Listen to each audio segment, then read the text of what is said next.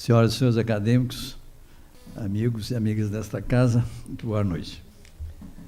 Damos sequência, então, ao ciclo Os Novos Populismos, com a segunda palestra, a cargo do professor Leszek Metel, intitulada O Populismo na Europa. O professor Leszek Metel é nosso sócio correspondente, é professor emérito, tem o seu doutorado na Universidade de Londres, é professor emérito de História da América Latina, ex-diretor do Centro de Estudos da América Latina na Universidade de Londres e fellow emérito do St. Anthony's College, onde foi diretor do Centro de Estudos Brasileiros na Universidade de Oxford, e onde, entre parênteses, prestou grandes serviços à cultura brasileira, recebendo brasileiros e promovendo debates sobre o Brasil. Aqui nesta casa, aliás, você está aqui, ele é o segundo inglês sócio correspondente, e o primeiro foi ninguém menos do que Herbert Spencer.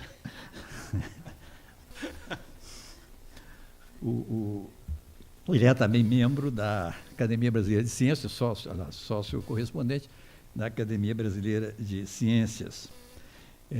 Entre seus livros, alguns deles se destacam, sobretudo naqueles que tratam do Brasil, o livro A Abolição do Tráfico Escravo no Brasil, de 1970, sua tese doutoral, que abriu uma grande fonte, um grande caminho na interpretação do tráfico de escravos no país.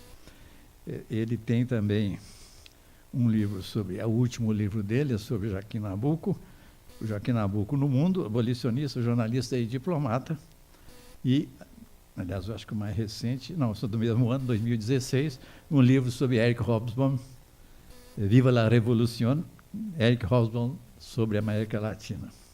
Mas sua grande obra, na realidade, é a Cambridge History da América Latina, publicada em 12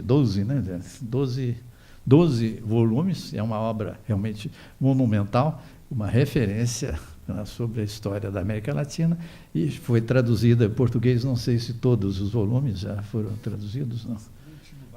Vai chegar agora, 12 volumes. Saiu pela USP, editora da USP. Este é o professor Leszek Metel, em inglês, e vai nos dizer aqui hoje se há populismo na Europa e se o Brexit é populista. Leszek, por favor.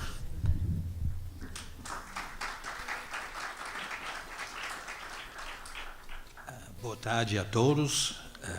Agradeço à Academia Brasileira de Letras e meu amigo, colega e co-organizador dos livros, o acadêmico José Murilo de Carvalho, que é coordenador deste ciclo de conferências sobre os novos populismos, pelo convite de falar hoje sobre o populismo na Europa.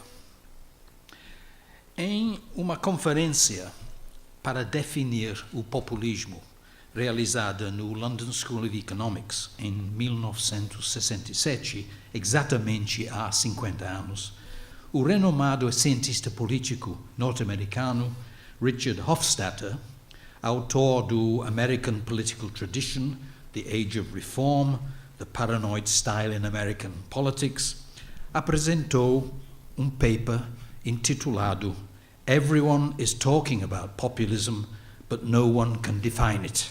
Todos estão falando sobre populismo, mas ninguém consegue defini-lo. Desde então, tem havido centenas de livros, artigos, palestras sobre populismo, assinados por historiadores, cientistas políticos, sociólogos, até mesmo economistas, bem como jornalistas e comentaristas políticos. Quase todos eles começam com a afirmação de que não existe definição consensual sobre o que é populismo, inclusive porque o populismo teve diferentes conotações em momentos distintos nos últimos 100 anos e em diversas partes do mundo, notavelmente nos Estados Unidos, na América Latina e na Europa. Então, eu começo minha fala sobre populismo reafirmando que no estudo, tanto na história política quanto na política contemporânea, o populismo foi e continua sendo um conceito elusivo, especialmente difícil de ser definido e muito contestado. Talvez a melhor e mais simples forma de entender o populismo seja como um fenômeno político que compreende diversos movimentos e partidos, frequentemente, mas nem sempre, com líderes carismáticos, que aspiram ao poder, chegam no poder, exercem o poder e conservam-se no poder ao reivindicarem uma espécie de relação, identificação diretas, não intermediadas, com o povo, e mobilizando o povo contra as estruturas estabelecidas de poder, políticas, econômicas, sociais, intelectuais, culturais, dominada pela elite. O discurso ou a retórica populista é construído de forma simplística em torno de um antagonismo fundamental, o que o sociólogo equatoriano Carlos de la Torre chama o confronto maniqueísta entre o povo, vagamente definido, e elite, cuja definição é igualmente imprecisa. O populismo é discurso político, uma prática política, uma estratégia política, não uma ideologia política, como, por exemplo, socialismo ou liberalismo. Ideologicamente, o populismo sempre foi eclético, vago, a meu ver, confuso, apesar dos heróicos esforços de intelectuais pós-marxistas, particularmente do cientista político argentino Ernesto Laclau e sua esposa, infelizmente agora viúva, a cientista política belga Chantal Mouffe. Nos Estados Unidos, o populismo tem uma história longa e distinta, que começa com o People's Party, Partido do Povo, na década de 1890.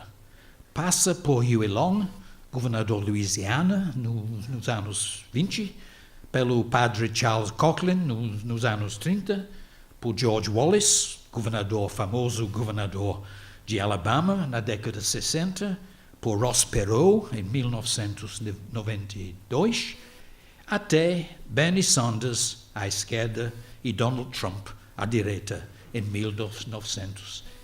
2016. Na América Latina, e aqui incluo o Brasil, o que, como alguns de vocês sabem, em geral não sou inclinado a fazer, os chamados populistas clássicos dos anos 30 até 60, Juan Perón na Argentina, José María Velasco Ibarra em Equador, Jorge Gaitán em Colômbia, Getúlio Vargas, mas só a partir de 1945.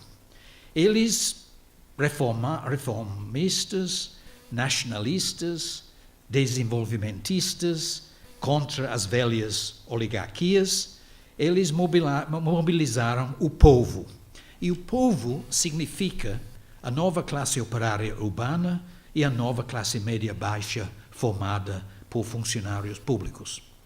A massa pobre das zonas rurais foi amplamente ignorada, pois ou não votava ou entregava seus votos nas mãos de donos de terra e caciques políticos.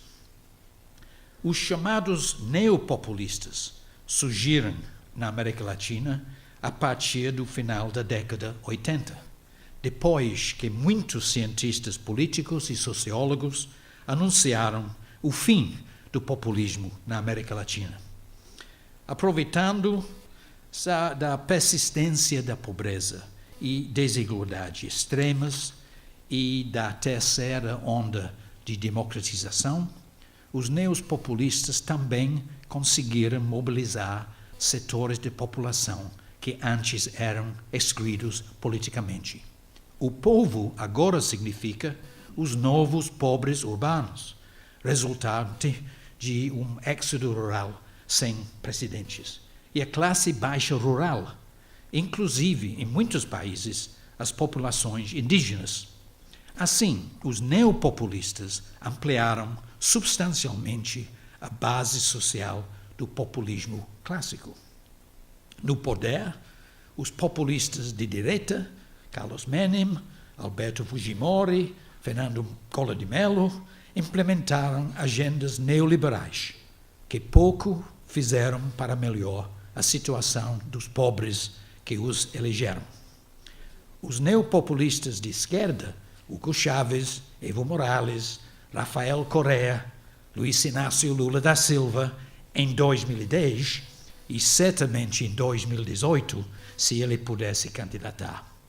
Eles adotaram programas contra a pobreza e políticas sociais distributivas. Alguns deles gostam de se descrever como socialistas do século XXI. Nas novas democracias da Europa Ocidental, pós-Segunda Guerra Mundial, a política foi majoritariamente dominada por partidos conservadores, democratas cristãos, liberais, social-democratas, socialistas. O fascismo dos anos 20 e 30 caiu em total descrédito. E durante muitas décadas depois da guerra, não houve partidos importantes de extrema-direita na Europa, mais tarde designados como partidos populistas de direita. Uma exceção, o Partido da Liberdade de Áustria, criada em 1956, incluía muitos ex-nazistas. Quando, em 1969, Ernst Gellner e Gita Ionescu publicaram a clássica compilação Populism, um dos primeiros estudos sobre populismo contemporâneo, baseado naquela conferência da London School of Economics mencionada no início desta palestra. Eles começaram, 1969, eles começaram por anunciar, parafraseando as primeiras palavras do Manifesto Comunista: "A spectre is haunting Europe, the spectre of communism." As primeiras palavras do Communist Manifesto. Eles perceberam uma fantasma ronda o mundo, o populismo. Embora admitissem que ele estava em ascensão em todas as partes do mundo, exceto na Europa Ocidental. Foi somente no início dos anos 70 que o Partido da Liberdade Austríaco passou a ter a companhia do Partido do Povo Suíço, da Frente Nacional da França, do Partido Progressista da Dinamarca, Partido Progressista na Noruega e, em 1978, Vlaams-Blok, Bloco Flamengo, na Bélgica. Porém, esses partidos da extrema-direita eram irrelevantes politicamente. Eles raramente obtinham mais de 5% dos votos em eleições nacionais. Com frequência, não mais de 1%.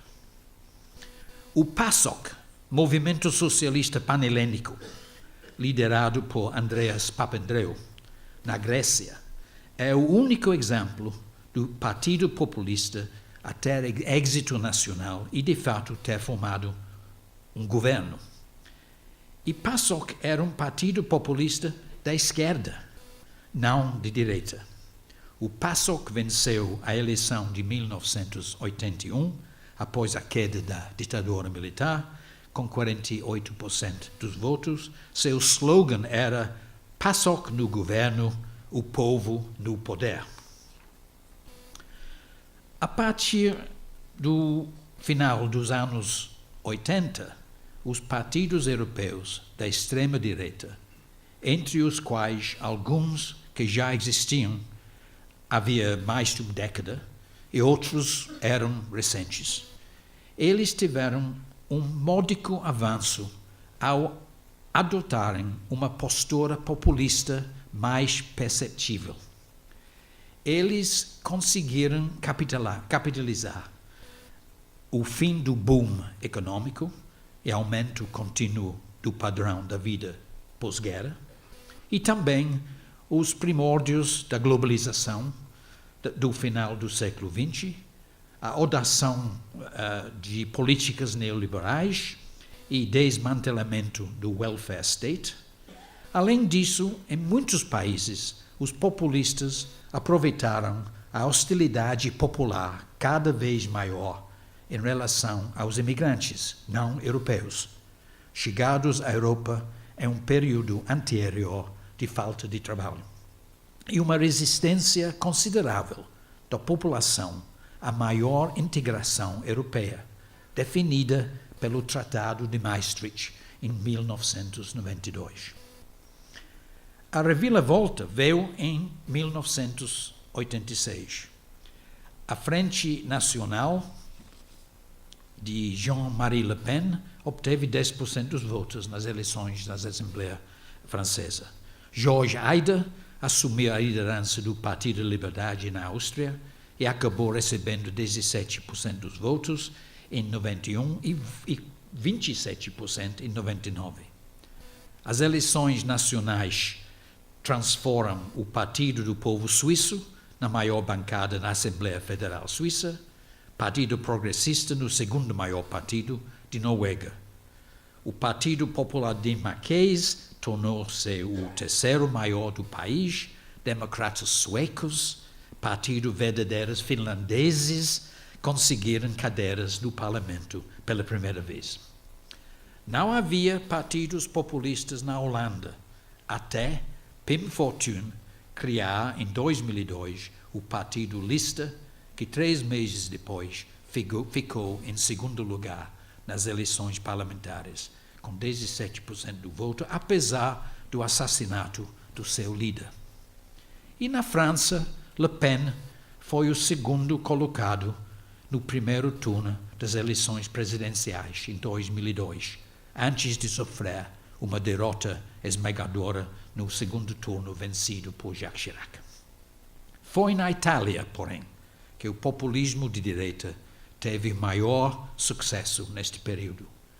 O então recém-criado Forza Itália venceu as eleições parlamentares italianas em 94 e novamente em 2001, e seu líder, Silvio Berlusconi, tornou-se primeiro-ministro 2 vezes, apoiado por outro partido político de direita, a Liga do Norte, liderada por Umberto Bossi.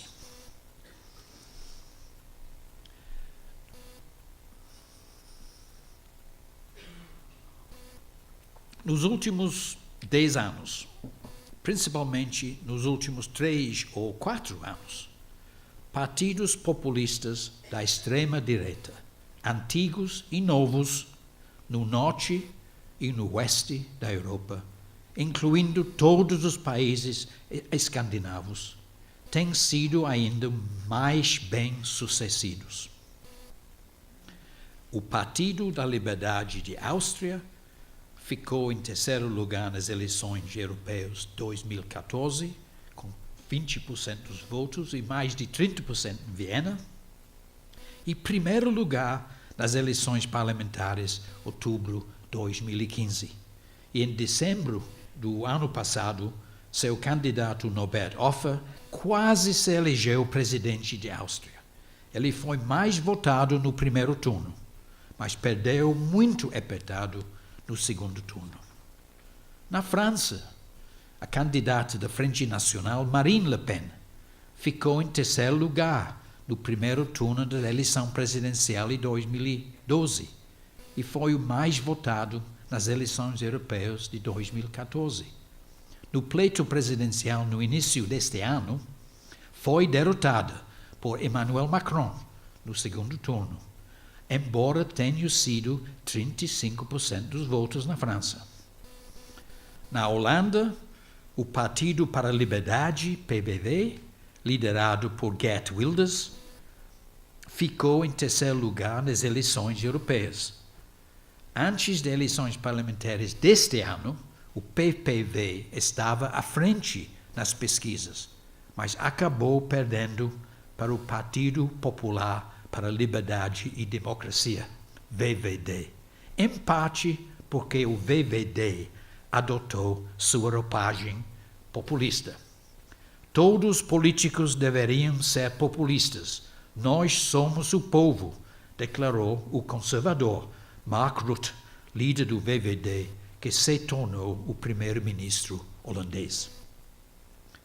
O Partido do Povo Suíço obteve 30% dos votos nas eleições parlamentares e manteve a posição como maior partido político da Suíça e um dos maiores da Europa.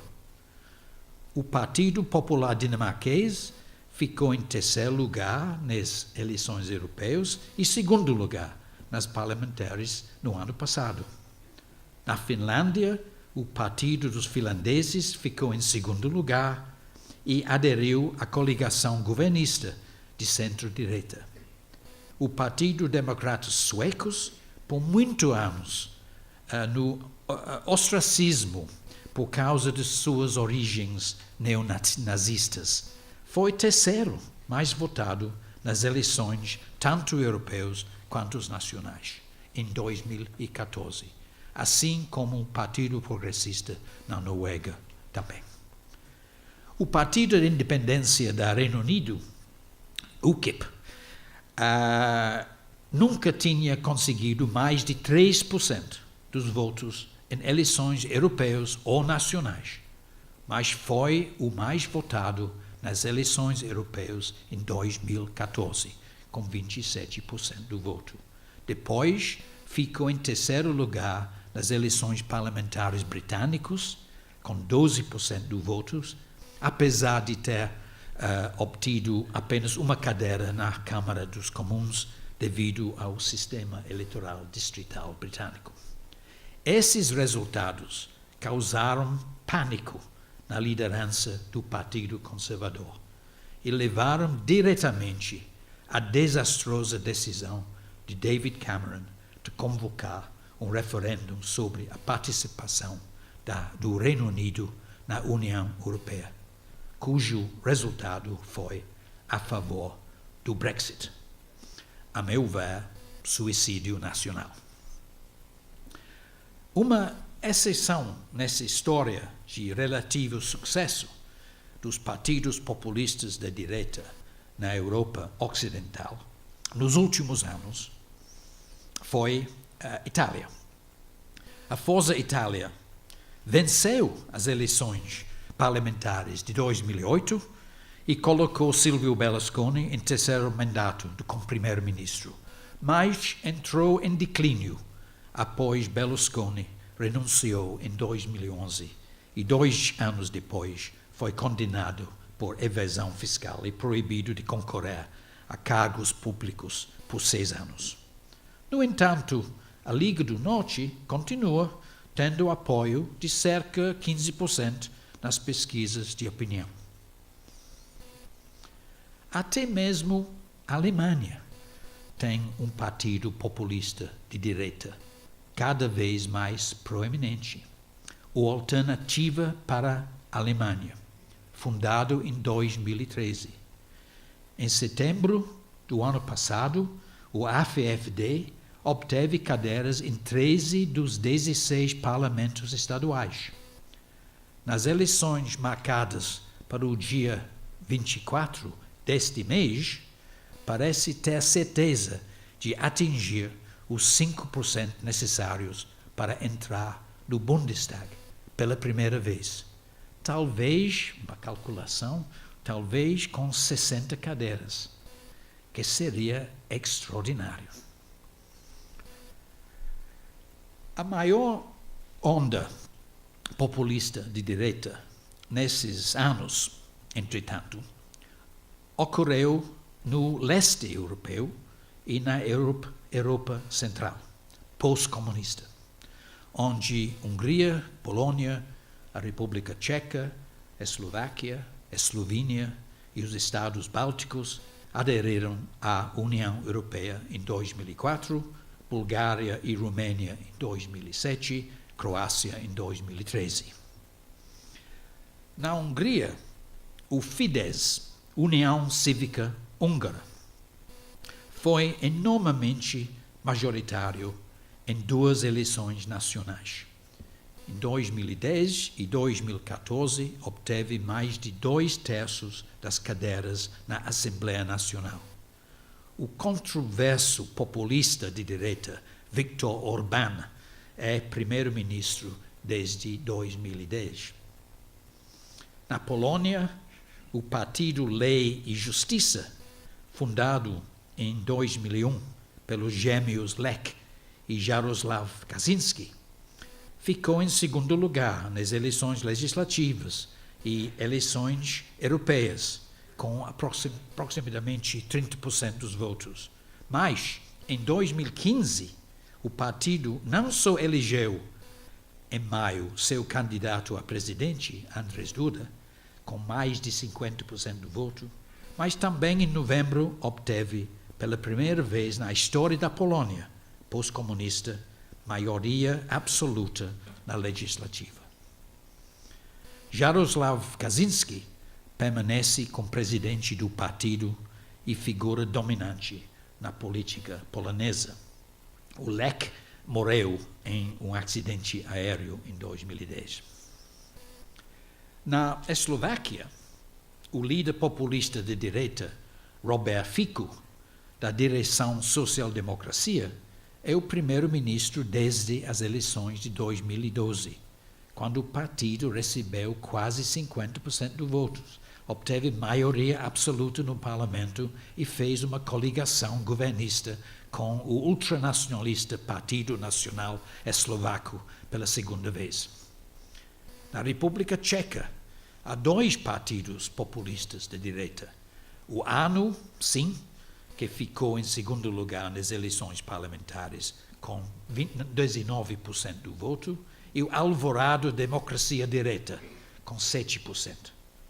O próprio presidente da República Tcheca é Miloš Zeman, do Partido Social Democrata, mas geralmente considerada um populista de direita. Também há partidos populistas de direita nos Balcãs, na Romênia, na Bulgária e na Turquia, que quer entrar na União Europeia, o detestável Erdogan. Resumindo, cerca de 20 partidos de direita espalhados pelo norte, oeste, centro e leste da Europa, geralmente definidos como populistas, obtiveram uma média de quase 20% dos votos nas eleições nacionais mais recentes e atualmente detêm por volta de 20% das cadeiras nos parlamentos nacionais, o dobro de 10 anos atrás, o dobro. Nas últimas eleições europeias, 2014, um partido populista de direita recebeu metade dos votos na Hungria e entre 1/4 e 1/3 dos votos em 6 países: Polônia, Reino Unido, Dinamarca, Suíça, França, Eslováquia.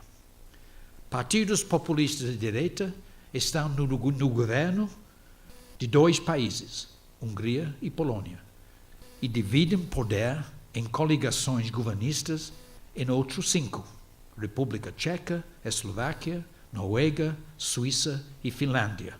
Em breve 6, a Áustria, eu acho, final do ano. Como explicar o crescimento do populismo de direita na grande maioria dos países do norte, oeste, centro e leste europeus nos anos recentes? É importante enfatizar que cada nação e cada um dos partidos a quem me referi tem uma história, uma identidade, separada, distinta, obviamente. Mas, em termos geral, para essa conferência, todos são nacionalistas e hostis à União Europeia, ou, no mínimo, eurocéticos, e, em maior ou menor escala, todos afirmam representar o povo, a cidadão comum, contra a elite nacional, europeia e global. Eles apelaram com sucesso aos milhões de europeus afetados negativamente pela globalização econômica, e especificamente pela grande recessão, chamada Grande Recessão, iniciada com crise financeira em 2008 e 2009, ou seja, pela crise do capitalismo neoliberal. Isso ficou patente nas taxas de crescimento quase nulas, na queda dos padrões da vida, no desemprego, acima de 45% dos jovens em alguns países, nos drásticos cortes em serviços públicos e na extrema e cada vez pior desigualdade. Números crescentes de losers, perdedores de globalização e nova tecnologia. Números crescentes de left behinds, deixados para trás. Ou os deplorables, como Hillary Clinton mal definiu os apoiadores de Trump, se lembra? Eles foram mobilizados contra os vencedores de globalização, a elite financeira, o 1%, mas também contra a elite intelectual, educacional, liberal, cosmopolita, os cidadãos globais, e contra os políticos e os burocratas dos governos nacionais e da União Europeia, todos os quais têm ignorado ou negligenciado os interesses e as demandas do povo.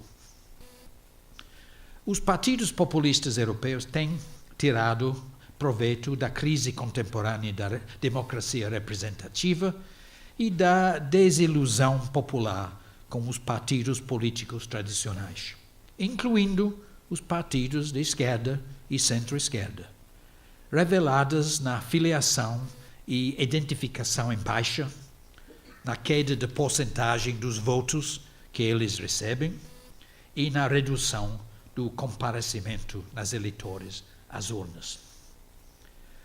Ao mesmo tempo, esses partidos populistas de direita conseguiram explorar a preocupação generalizada e crescente com uma questão decisiva existencial, imigração, bem como a recusa ou incapacidade da União Europeia e os governos nacionais de controlá-lo. No caso do Reino Unido, preocupa principalmente a imigração de trabalhadores pouco qualificados da Europa Central e do leste europeu, Polônia, Bulgária, Romênia, após a ampliação da União Europeia em 2004 e 2007. De resto, o problema é principalmente a imigração de fora da Europa, em escala inédita. Originária da Ásia Central, do subcontinente indiano e especialmente do Oriente Médio e do norte da África, depois das intervenções norte-americanos e europeus e das consequentes guerras civis lá. E também na África subsaariana. Em 2015, por exemplo, mais de 1 milhão de refugiados requerentes de asilo e migrantes econômicos, 2/3 deles advindos de Síria, do Afeganistão e do Iraque, migraram para a Europa. A crise migratória mudou fundamentalmente a política europeia. Parte dos receios populares com imigração tem viés econômico, obviamente.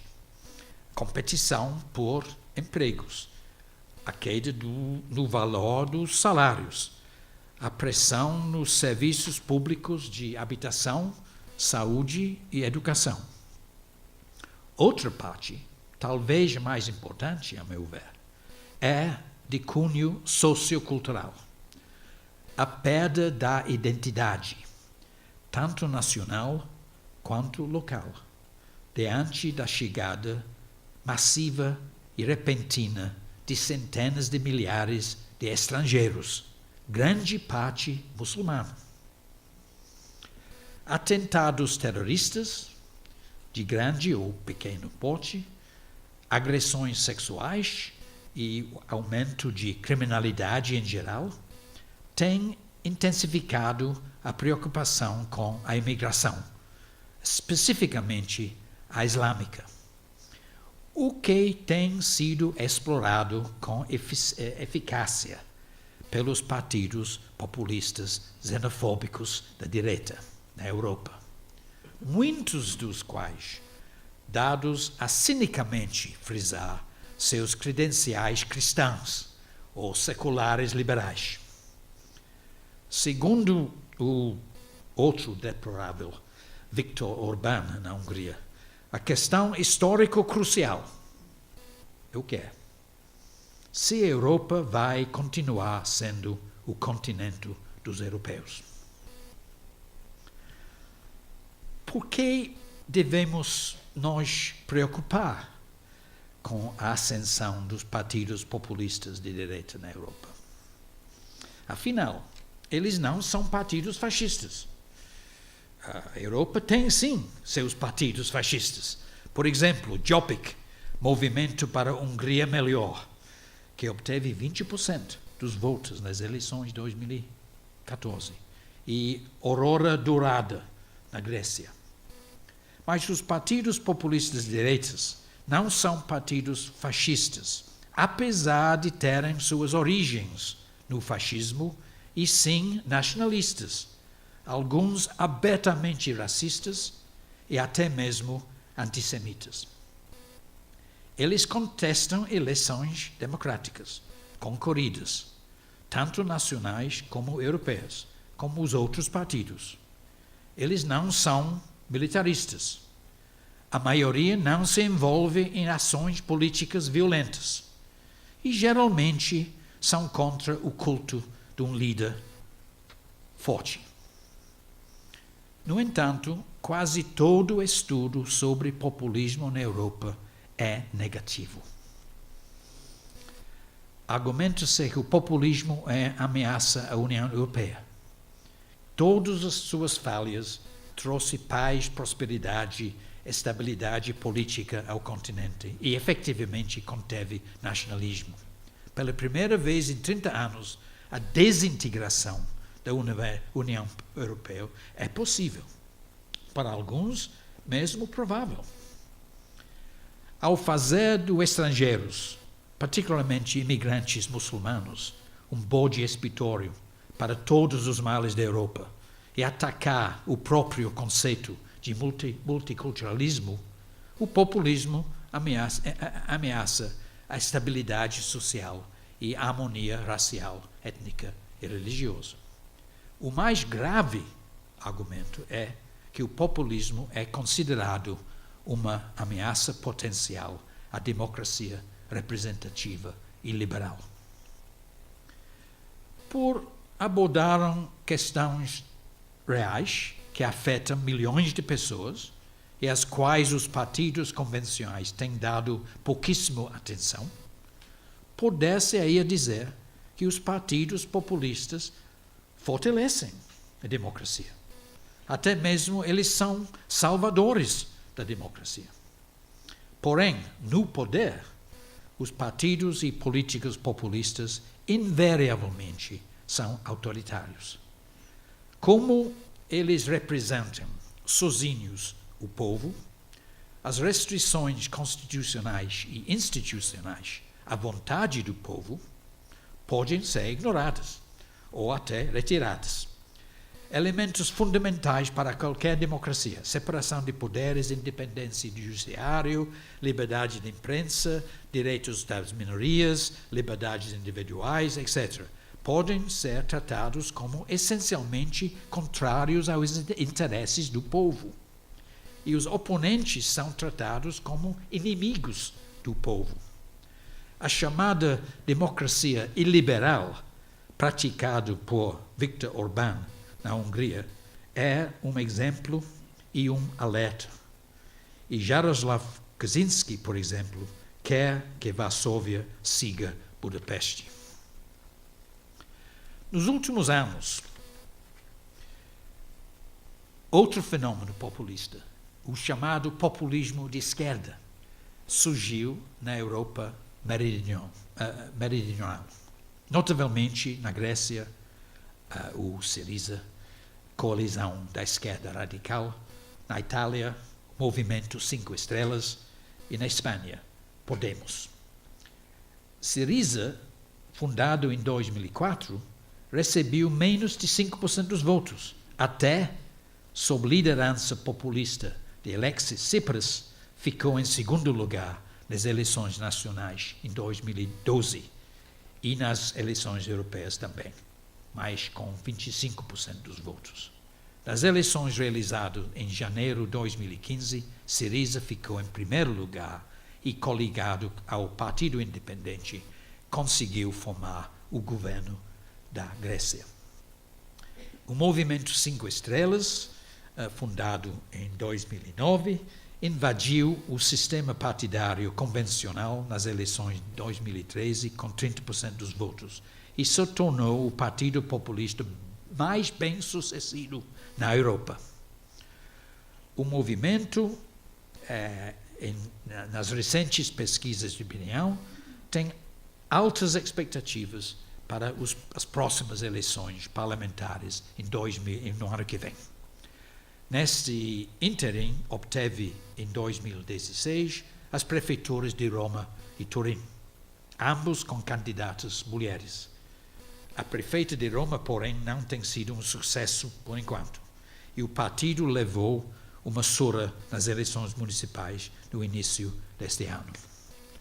O Podemos, fundado pelo jovem cientista político Pablo Iglesias, em março de 2014, obtivera apenas 8% dos votos nas eleições europeias, mas alguns meses depois ultrapassou os dois principais partidos espanhóis, o Partido Popular e o Partido Socialista.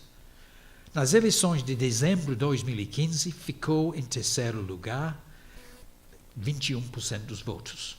Não conseguiu aumentar no ano passado, mas em junho deste ano fez parte das coligações da esquerda que elegeram os prefeitos de Madrid e Barcelona.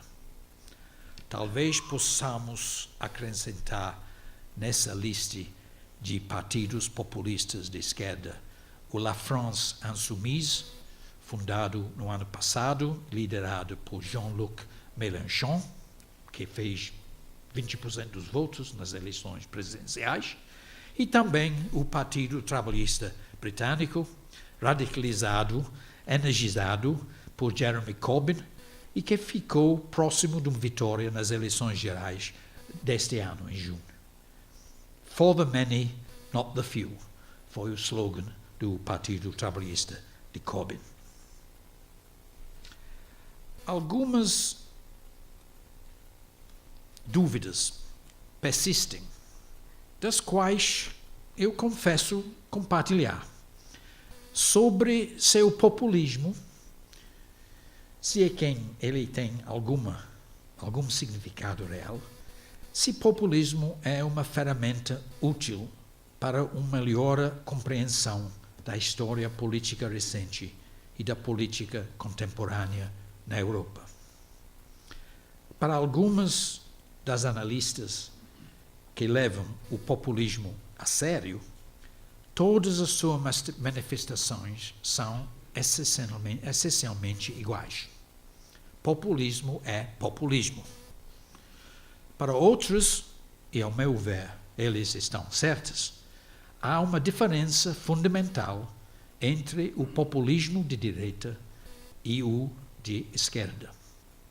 O Syriza na Grécia, o Movimento 5 Estrelas na Itália, o Podemos da Espanha, não são a mesma coisa da Frente Nacional da França, Partido de Liberdade na Áustria, Partido para a Liberdade na Holanda e muito menos Fidesz da Hungria e a Lei e Justiça na Polônia. Assim como Chávez é diferente de Fujimori, Bernie Sanders é diferente de Trump, Jeremy Corbyn é diferente de Nigel Farage e Lula é muito diferente de Jair Bolsonaro. Os partidos populistas da direita oportunisticamente usam o descontentamento popular com a elite e o medo de outro, o outro racial, o outro geográfico, o outro religioso.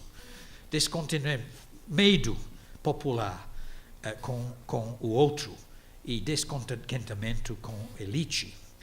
Eles usam para crescer e assim esperam finalmente alcançar o poder. Mas acabam por não desafiar as elites consolidadas quando eles assumem o poder em geral. Os partidos populistas de esquerda usam os mesmos descontentamentos populares com globalização, com neoliberalismo, com desigualdade, com austeridade, com a União Europeia, com imigração, embora eles geralmente sejam ambivalentes em relação à imigração. A ideia é construir o povo, como escreveram recentemente Inigo Errejón, um dos dirigentes de Podemos, e Chantal Mouffe. O povo seria um bloco social de grupos marginalizados, formados não só pela velha classe operária branca, que sofre com desindustrialização e a introdução de nova tecnologia, mas também por classe média baixa, profissionais liberais, pequenos empresários, mulheres, minorias raciais, étnicas e religiosas e principalmente jovens.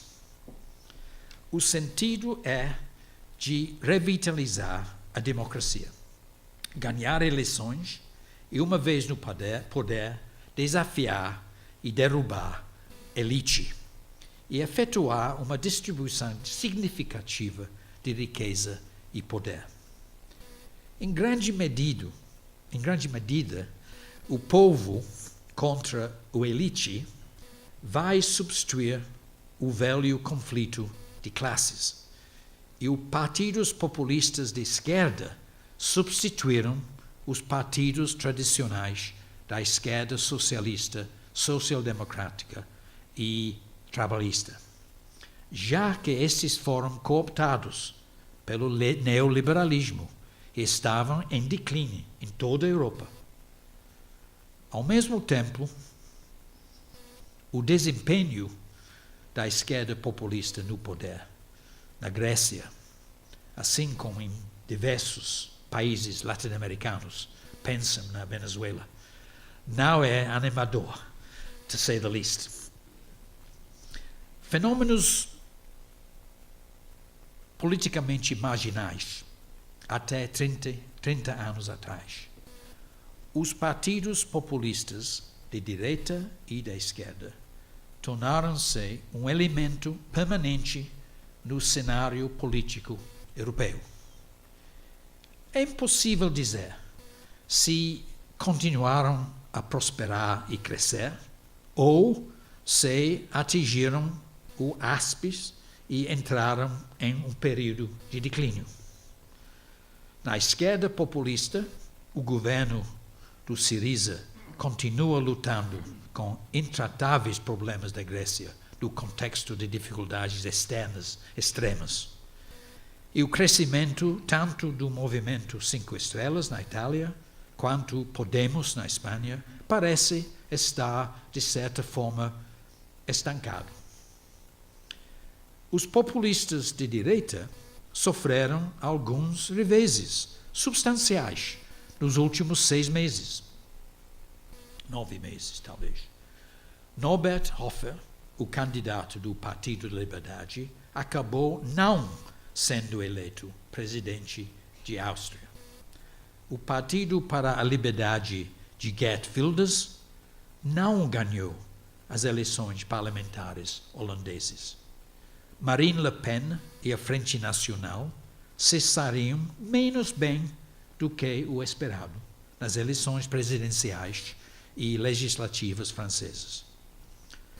No entanto, o fato de partidos populistas de direita, 2 deles com origens fascistas, terem ficado em segundo lugar, em 2 desses casos com diferenças bem apertadas, em eleições relevantes de 3 grandes países europeus, dificilmente pode ser considerado motivo de comemoração. O futuro imediato do populismo na Europa dependerá dos seguintes pontos, a meu ver. A velocidade com que as economias europeias, especialmente na zona de euro, se recuperaram da grande recessão. Tem indicações positivas no momento. E, em particular, criar empregos. As políticas econômicas e sociais adotadas pelos governos nacionais europeus, particularmente de como lidarão com a crise migratória.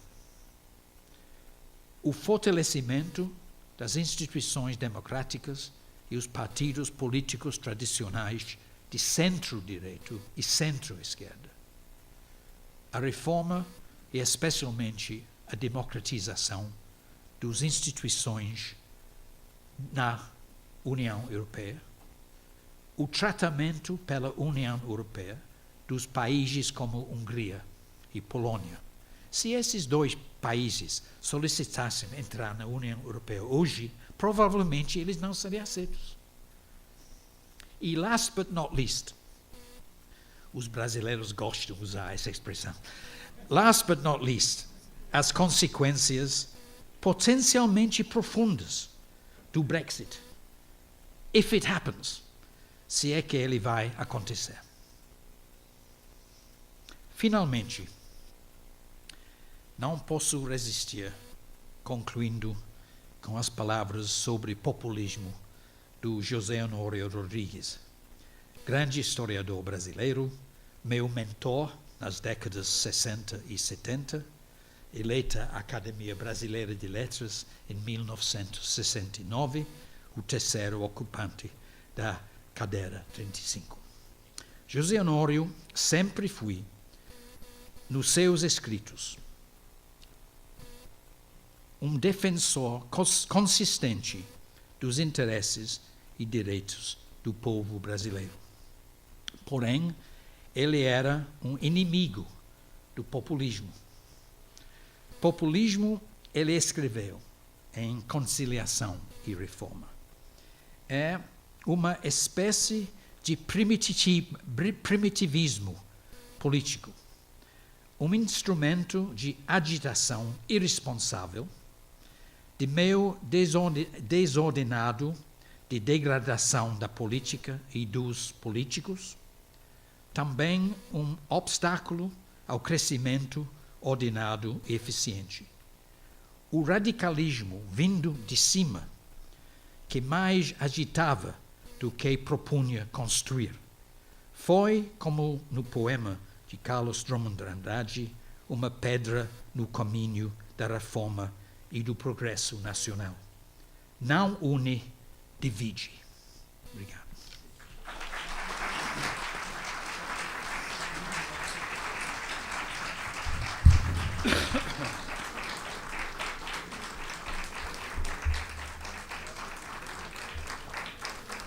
Well done. Muito obrigado, Leslie Michael Bethel. Você fez uma apresentação que combinou muito bem a parte de informação com a parte analítica. Eu acho que isso é o que nos interessa aqui. Pessoalmente, eu fico perturbado, porque eu propus este ciclo, mas talvez cada vez mais confuso sobre a ideia de populismo. E reescrevo cada dia o meu texto da minha palestra, de acordo com as informações novas. De qualquer maneira, minha impressão até agora tem a ver com aquela frase: "Eu não creio em brujas, pero que las hay, las hay." Eu não creio em populismo, pero que los hay, los hay. Na próxima sessão estará a cargo do professor Sebastião Velasco e Cruz, que é professor da Unicamp, e nos falará sobre a presença da tradição, o populismo nos Estados Unidos, próximo dia 19 de setembro, nesta sala, às 17h30. Estão todos convidados. Muito obrigado.